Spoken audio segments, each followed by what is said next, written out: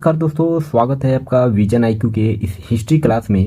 और दोस्तों, पिछले हिस्ट्री क्लास में हम लोग पढ़े थे बाबर का। तो बाबर के जो हिस्ट्री है वो हम लोग कवर कर लिए थे। और आज का जो हम लोग लेक्चर देखेंगे वो है हुमायूं। हुमायूं कौन होता है और इसके जीवन काल में क्या क्या घटनाएं होती हैं, इसको हम लोग देखेंगे। और इसको देखने से पहले हम लोग थोड़ा अपने बारे में मैं बता देता हूँ कि विजन आईक्यू का अभी जो है 1400 सब्सक्राइबर कंप्लीट हो गया है। तो इसके लिए आपको तहे दिल से धन्यवाद। और आपसे एक चीज़ का और रिक्वेस्ट करता हूँ कि ये 1400 हम लोग के लिए अभी काफ़ी नहीं है, हम लोग को और भी आगे बढ़ना है और भी फैमिली को ऐड करना है। तो दोस्तों, आपसे एक ही चीज़ का रिक्वेस्ट करता हूँ कि चैनल को सब्सक्राइब कर लीजिएगा और लास्ट तक, अगर वीडियो के लास्ट तक बने रहते हैं, वीडियो आपको पसंद आता है, नॉलेजफुल लगता है, आपके परीक्षा के पर्सपेक्टिव से, आपके एग्ज़ाम के पर्सपेक्टिव से अगर मतलब ये वीडियो अच्छा लगता है, नॉलेजेबल लगता है, तो वीडियो को लाइक कर दीजिएगा। क्योंकि आपके एक लाइक से इस वीडियो को बूस्ट मिलेगा और भी लोगों के पास ये जाएगा। तो चलिए, आपका टाइम ज़्यादा वेस्ट ना करूं, तो मैं आगे बढ़ता हूं। तो हम लोग देखते हैं हुमायूं। हुमायूं, चूँकि इसका पूरा नाम है नसीरुद्दीन मोहम्मद हुमायूं, और इसका जो टाइम पीरियड होता है 1530 से 1556। ये जो टाइम पीरियड होता है ना दोस्तों, ये बहुत ही इम्पोर्टेंट है ऐसे एग्ज़ाम के दृष्टि से देखते हैं तो। क्योंकि एग्ज़ाम में ऐसे टाइम जो इसका ईयर्स ये पूछा जाता है, ये ऑप्शनल में आता है। तो इस चीज़ को आप बखूबी से याद रखिएगा कि जो हुमायूं का टाइम पीरियड है वो 1530 से 1556 के बीच रहता है। और इसका पूरा नाम है नसीरुद्दीन महमूद हुमायूं, मोहम्मद हुमायूं। और इसका जो जन्म है 6 मार्च 1508 काबुल के, जो अफ़गानिस्तान में, आज के अफ़गानिस्तान में है, और 6 मार्च 1508 में होता है। और इसका जो पिता होता है वो बाबर होता है। तो बाबर का जो इतिहास है हम लोग पिछले वीडियो में कवर कर लिए हैं। और इसका जो सिंहासन रूट, मतलब ये सिंहासन पर बैठता है तो बाबर की मृत्यु के बाद ही बैठता है। तो बाबर का मृत्यु जैसे 1530 में होता है, तो ये सिंहासन पर उसी टाइम ये बैठता है। और इसका जो मृत्यु होती है, हुमायूं की जो मृत्यु होती है, वो 27 जनवरी 1556, यहाँ पर साफ साफ आपको यहाँ पर लिखा हुआ मिल जा रहा है। तो अगर इसका स्क्रीनशॉट लेना चाहते हैं तो ले सकते हैं, नहीं तो स्क्रीनशॉट लेने की कोई ज़रूरत नहीं। मैं चाहूँगा कि वीडियो में, एक ही वीडियो में आपको पूरा मतलब रट्टा वाइज मतलब याद हो जाए, फिर से देखने की ज़रूरत ना पड़े। तो मैं कोशिश करूँगा आपको पढ़ाने के लिए। देखिए, हुमायूं जो है ये 2 बार शासन करता है। और जो इसका शासन पीरियड रहता है वो इसका, देखिए कि हुमायूं को पहली बार जब शासन करता है तो 1530 से 1540 के बीच करता है। फिर से दूसरी बार करता है 1555 से 1556। ये शासन क्या होता है, मतलब पहली बार शासन किया, दूसरी बार शासन किया, और बीच का जो गैप है वो कहाँ पर ये क्या करता है, तो इसको हम लोग इसी में देखेंगे। और शुरू करते हैं। देखिए, पहली बार जब शासन करता है तो ये शेर शाह सूरी की वजह से करता है, ठीक है। फिर से दूसरी बार ये शेर शाह सूरी के मरने के बाद करता है। तो इसका पहले तो इसका लाइफ में क्या क्या रहा है। नसीरुद्दीन मोहम्मद हुमायूं इसका बचपन का नाम था। देखिए हुमायूं, अब यहाँ से मैं आपको शुरू से यहाँ पर बात करता हूँ। हुमायूं देखिए 1541 में हिंदाल की पुत्री, यहाँ पर हुमायूं 1541 में एक हिंदाल की पुत्री से, ये इसकी पुत्री से विवाह करता है, जिसका नाम होता है हमीदा बेगम। क्या होता है? हमीदा बेगम।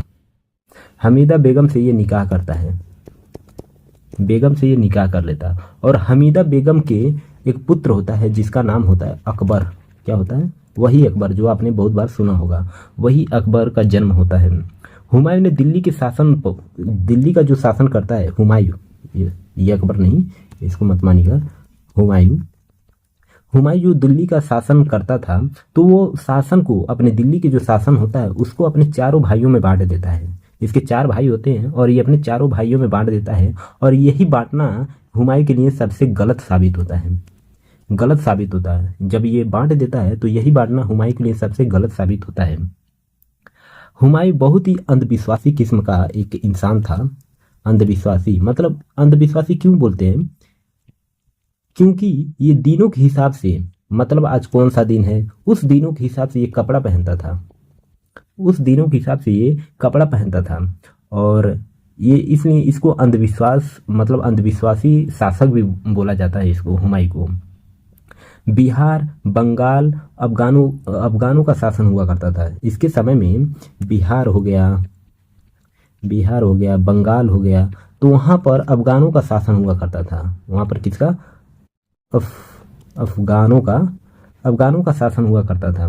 और गुजरात में किसकी शासन हुआ करती थी? तो गुजरात में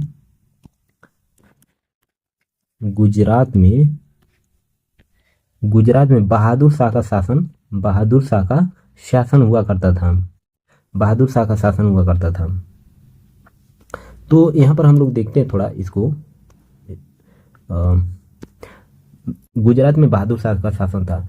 अब इसका एक एक पॉइंट करके हम लोग देखेंगे और अपने नोट्स में ये सारे बाकायदे लिखते जाइएगा जितना मैं बता रहा हूँ। हुमायूं अंधविश्वासी था, अगर इसको लिखना चाहते हैं तो लिख सकते हैं। जैसे मैंने बताया कि बिहार बंगाल में हुमायूं के शासन पीरियड में कौन से शासक रहते थे। जैसे अफगान शासन करते थे, फिर से गुजरात में बहादुर शाह का शासन था। वैसे ही एक एक पॉइंट सभी को ऐसे करके लिखते जाएगा। अब मेवाड़ की जो रानी थी, रानी कर्णवाही,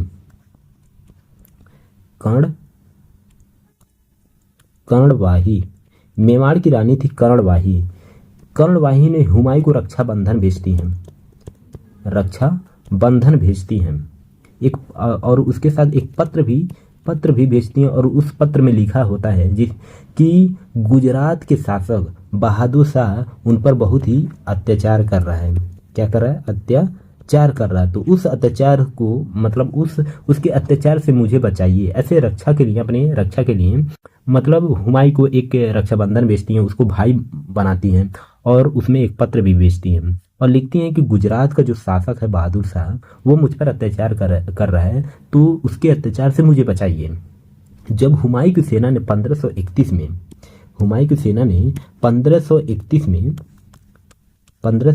में गुजरात पर आक्रमण करने के लिए निकलती है तो बीच में कालिंजर जगह पड़ता है जो एमपी में है। कहाँ पर? एमपी में है। तो वहाँ के जो राजा होते हैं, राजा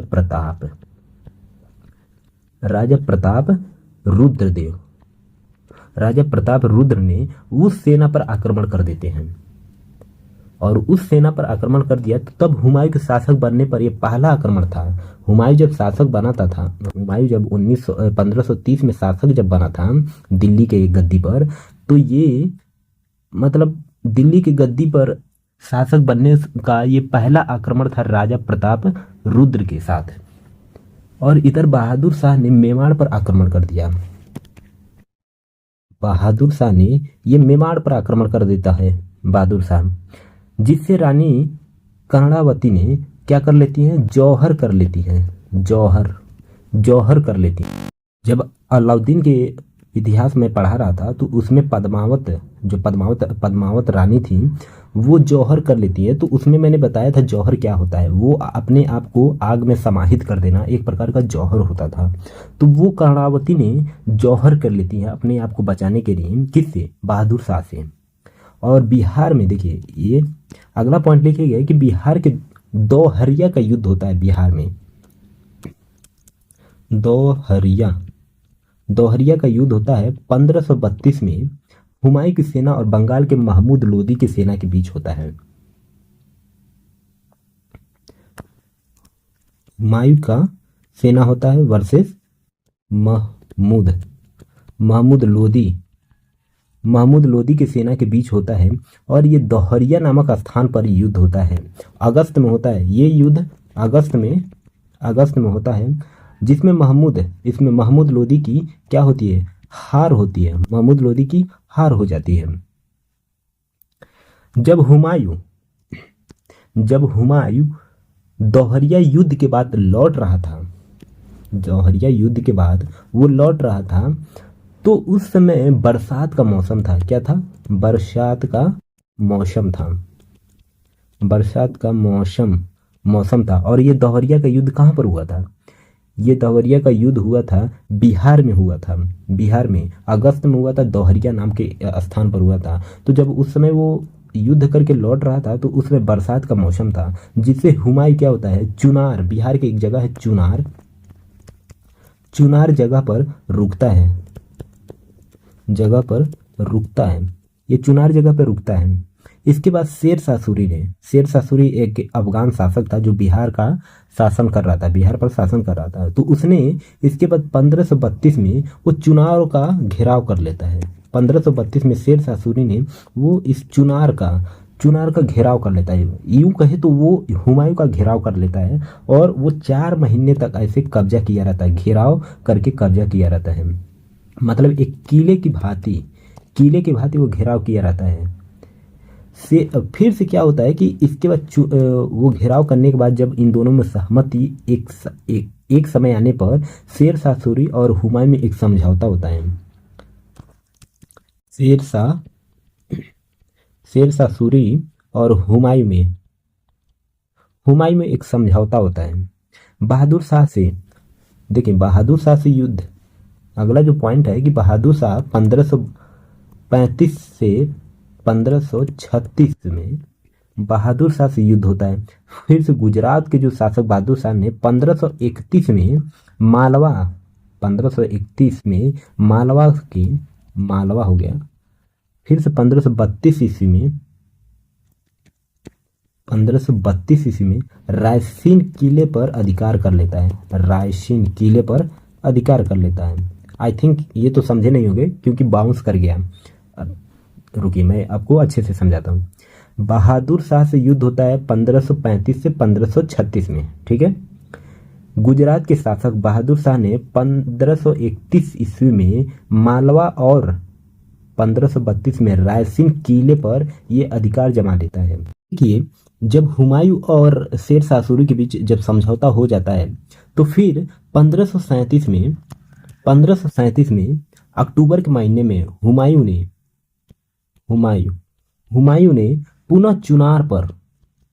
पुनः रिटर्न वो चुनार के किले पर डेरा डालता है। शेर शाह का जब पुत्र जो होता है कुतुब खां ने हुमायूं को लगभग 6 महीने तक किले पर अधिकार नहीं करने दिया। तो ये बाकायदा जो इसका पुत्र जो था शेर शाह सूरी का, इसने 6 महीने तक हुमायूं को घेरा रखा। मतलब चुनार पर घेरा डालना चाहता था चुनार पर, तो वो 6 महीने तक कुतुब खान ने वो 6 महीने तक इसको हुमायूं को घेरा रखता है, मतलब रोक रखा होता है। अगला जो पॉइंट आता है चौसा का युद्ध है। ये चौसा का युद्ध 26, इसको चौसा का ये युद्ध इंपॉर्टेंट है। चौसा का युद्ध ये जो है 1539, ठीक है, 1539 में ये 26 जून में 1539 को शेर शाह की सेनाओं के मध्य और हुमायूं के बीच, जो शेर शाह का सेना होता है और हुमायूं के वर्सेस हुमायूं के बीच गंगा नदी के उत्तरी तट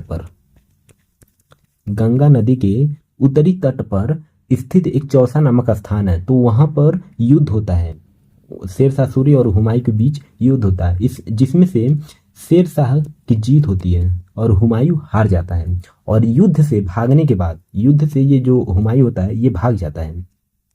युद्ध से ये भागने के बाद ये नदी में यानी गंगा नदी में कूद जाता है। क्या होता है कि हुमायूं युद्ध से भागकर वो गंगा नदी में कूद जाता है। जो इसके पीछे सिहाबुद्दीन नाम का एक मछुआरे ने इसका जान बचाया था, हुमायूं की जान बचाया था सिहाबुद्दीन नाम का एक मछुआरा जो था। और दिल्ली लौटने के बाद हुमायूं ने सिहाबुद्दीन को 1 दिन के लिए शासक बनाता है। जो सिहाबुद्दीन होता है, सिहाबुद्दीन को 1 दिन के लिए शासक बनाता हुमायूं ने। इसको दिल्ली का शासक 1 दिन के लिए बनाता सिहाबुद्दीन को। पुनः 17 मई 1540 को फिर से दोबारा हुमायूं ने शेर शाह के बिलग्राम और कन्नौज की लड़ाई लड़ता है। शेर शाह से ये फिर से लड़ाई लड़ता है 1540 में। कहाँ पर? बिलग्राम कन्नौज की ये लड़ाई लड़ता और इस लड़ाई में हुमायूं के साथ उसके भाई हिंदाल और अस्करी भी थे। तो इसका जो भाई था हिंदाल और अस्करी अस्करी ये भी थे, लेकिन हुमायूं की क्या हो जाती है, फिर से हार हो जाती है। इसमें भी फिर से हुमायूं की हार हो जाती है। इसके बाद 1540 में जो होता है, हुमायूं ने भारत छोड़ देता है, भारत छोड़कर भाग जाता है। हुमायूं क्या हो जाता है, भारत छोड़ देता है, भारत छोड़ देता है।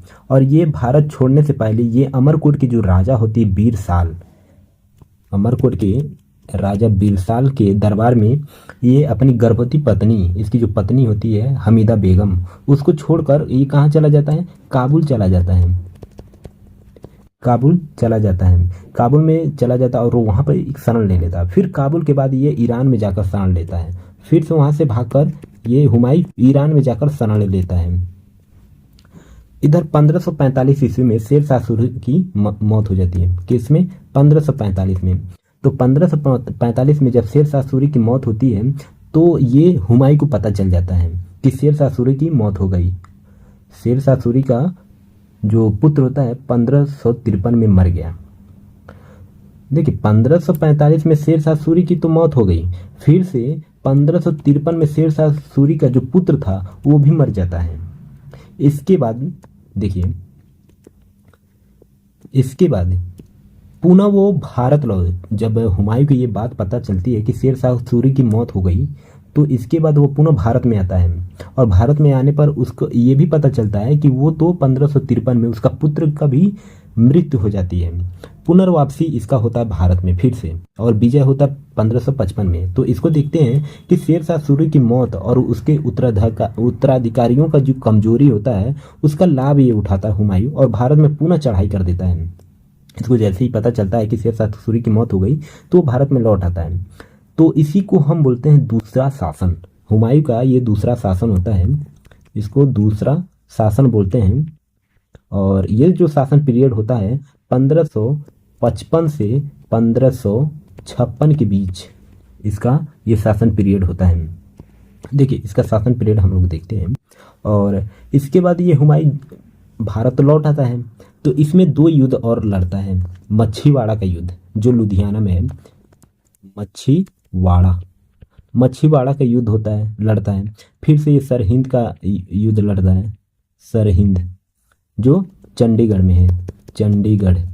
और ये कहाँ पर, लुधियाना में है। तो ये दो लड़ाइयाँ लड़ता है। सरहिंद की लड़ाई में शेर शाह सूरी की जो पौत्र होता है, पोता बोले तो पौत्र, सिकंदर शाह सूरी के बीच होता है। हुमायूं वर्सेस सिकंदर शाह के बीच ये लड़ाई होता है, जिसमें से हुमायूं की जीत होती है और सिकंदर शाह इसमें हार जाता है। इसके बाद पुनः हुमायूं ने 1555 में दिल्ली के गद्दी पर बैठता है, दिल्ली के गद्दी पर ये पुनः 1555 में बैठता है। फिर से 1556 में हुमायूं 1556 में एक पुस्तकालय में जाता है। पुस्तकालय 1556 में दिल्ली के एक दिन पनाह नाम का एक पुस्तकालय होता है, दिन पनाह नाम का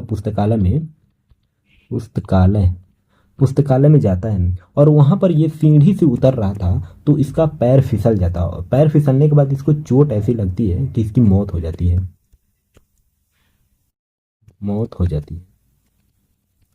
तो सीढ़ी से उतरते समय इसकी मौत हो जाती है।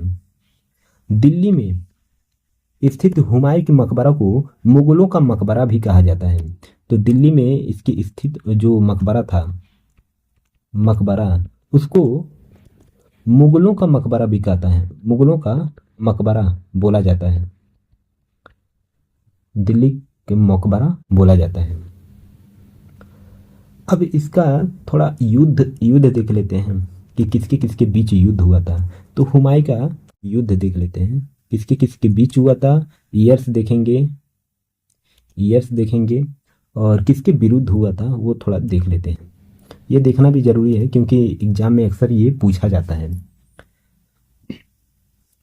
तो यहाँ पर लिख देता हूँ, युद्ध समझिएगा आप, वर्ष और विरुद्ध और जीत। ये जीत किसके किसके बीच हुआ था। अब हम लोग युद्ध देखेंगे तो पहला जो युद्ध होता है हुमायूं का, महमूद लोधी के बीच, तो वो है दोहरिया। दोहरिया का युद्ध होता है हुमायूं और 1531 में होता है। किसके बीच? महमूद लोधी के बीच होता है। महमूद लोधी, महमूद लोधी के बीच होता है, जिसमें जीत किसकी होती है? हुमायूं की। हुमायूं की जीत होती है।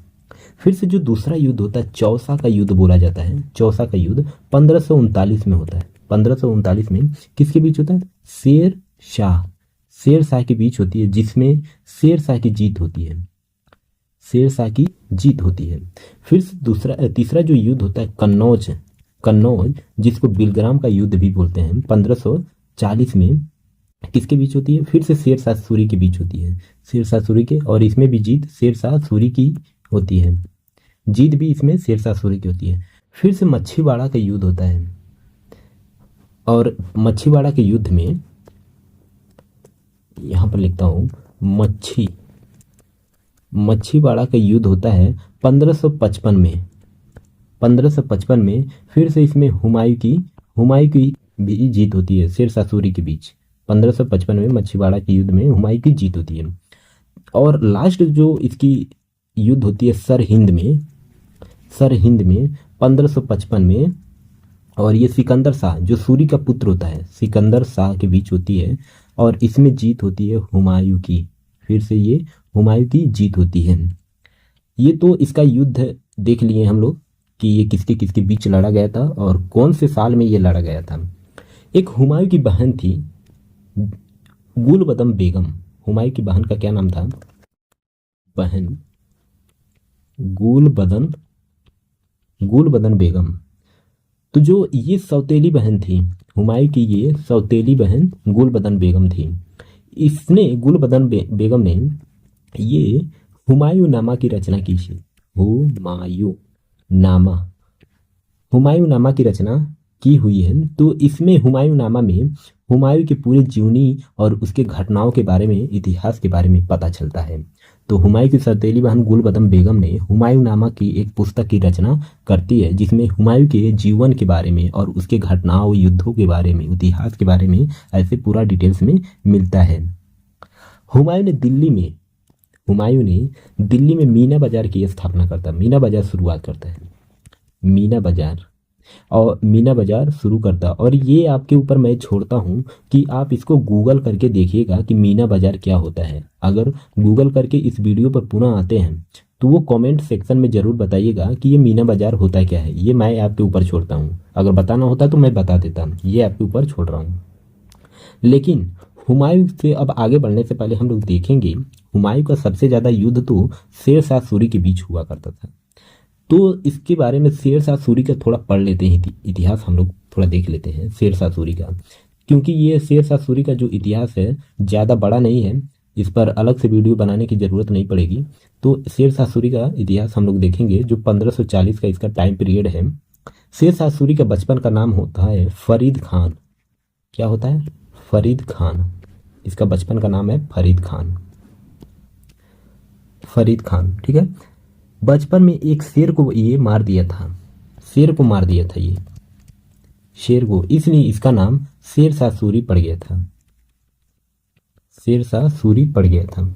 इसके पिताजी का नाम जो था हसन अली। पिताजी का क्या नाम था इसका? हसन अली। और इसके पुत्र का नाम था इस्लाम शाह सूरी। इसके पुत्र का नाम था इस्लाम शाह सूरी। इस्लाम शाह सूरी। इसने जौनपुर में शिक्षा ग्रहण किया था। तो जौनपुर में इसका पढ़ाई जौनपुर में हुआ था। जौनपुर में इसकी पढ़ाई हुआ था। उस समय जौनपुर जो था वो शिक्षा का केंद्र हुआ करता था। जौनपुर शिक्षा का केंद्र, मतलब उसको सिराज बोला जाता है। सिराज हुआ करता था। बिहार का जो शासक था बहार अली नुमानी ने शेर शाह की योग्यता देखकर अपने यहाँ नौकरी पर रख लिया था। बिहार का कौन शासक था? बिहार का जो शासक था बहार अली नुमानी। नुमानी ने वो शेर शाह की योग्यता को देखकर अपने यहाँ पर वो नौकरी पर रख लेता है, शेर शाह को नौकरी पर रख लेता है। शेर शाह सूरी ने 1540 में बिलग्राम के युद्ध में हुमायूं को हराने के बाद वो दिल्ली का शासक बनता है। दिल्ली का शासक कौन बनता है? शेर शाह सूरी बनता है। कब? 1540 में बिलग्राम में वो हुमायूं को जब हरा देता है तो दिल्ली का शासक बन जाता है। दिल्ली के शासक बनने के बाद 1541 में, कब? 1541 में वो पहली लड़ाई बिहार के खक्खर जाति के लोगों से करता है। बिहार के गख्खर गख्खर जाति के लोगों से ये पहली लड़ाई अपना लड़ता है। शेर शाह सूरी को प्रशासनिक अनुभव ये पहले से पता था, जो सासाराम रियासत बिहार से प्राप्त हुआ था। सासाराम रियासत में इसको बिहार से पहले से प्राप्त था। तो प्रशासनिक का जो नॉलेज था इसको, ये बिहार से ही प्राप्त हुआ था इसको। 1545 में इसने कलिंजर के युद्ध में तोप को गोला छोड़ते हुए, किसमें? कलिंजर का युद्ध जो हुआ था उसमें, तो उसमें एक तोप था, उसमें गोला छोड़ते हुए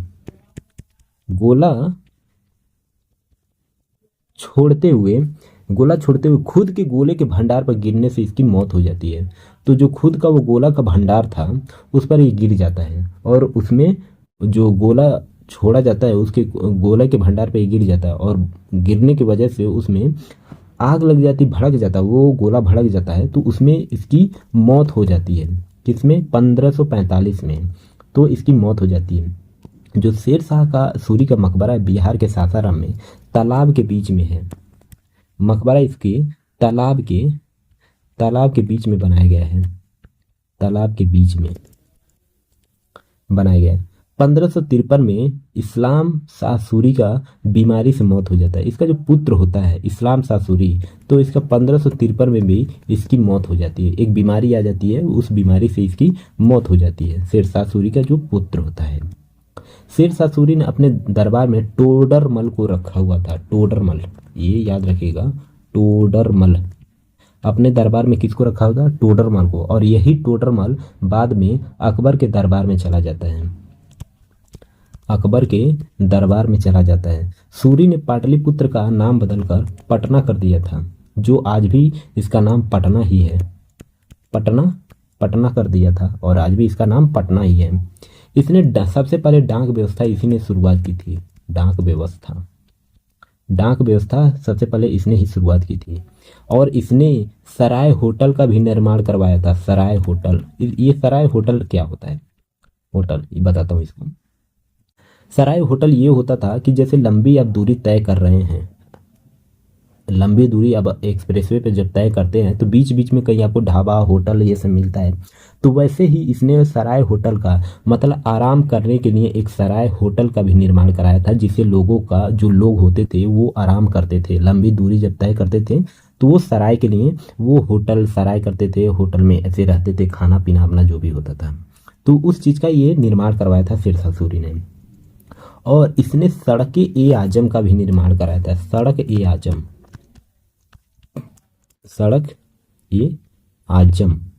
जिसको आज उत्तरा पथ का निर्माण कराया था, जिसे ग्रैंड ट्रक रोड भी बोला जाता है। ग्रैंड ट्रक रोड बोला जाता है, जो ये सुनार गांव से पेशावर तक है। सुनार गांव से पेशावर तक बनाया गया है। ऐसे आज भी कई लोगों में मतभेद है इस रोड को लेकर, क्योंकि यह रोड बहुत पहले से भी था। ऐसा इतिहास में ऐसा कई लोगों का मानना है कि ये इसने बनवाया नहीं था, ये रोड बहुत पहले से भी था। तो ऐसे इतिहास में जो भी होता है अजम्पशन, उसको भी पढ़ते हैं, और जो नहीं होता उसको भी पढ़ते हैं। देखिए, शेर शाह सूरी ने आज के जो टाइम में हम लोग रुपये का इस्तेमाल जो करते हैं, रुपया, तो इसका जो इस्तेमाल करते हैं ये शेर शाह सूरी ने ही शुरुआत करवाया था। सिक्का चलवाया था, रुपए के नाम से इसने सिक्का चलवाया था। तो इस चीज़ को मत भूलिएगा, याद कर लीजिएगा। और उम्मीद है कि आप इस लेक्चर को अच्छी तरह से पढ़े होंगे और एक लाइक ज़रूर कर दिए होंगे। तो उम्मीद करता हूँ कि इस लेक्चर को आपने अच्छी तरह से पढ़े होंगे, और आपसे ये भी उम्मीद रखता हूँ कि अभी तक चैनल को सब्सक्राइब तो कर ही लिए होंगे। अगर वीडियो अच्छा लगता है, यहाँ तक पहुँच गए हैं, तो वीडियो को लाइक भी कर दीजिएगा। और मिलते हैं अगले नेक्स्ट वीडियो में। और अगले जो लेक्चर होगा उसका टॉपिक होगा अकबर। तो हुमायूं का जो पुत्र होता है अकबर, उसके बारे में हम लोग देखेंगे। तो चलिए मिलते हैं, तब तक के लिए जय हिंद जय भारत।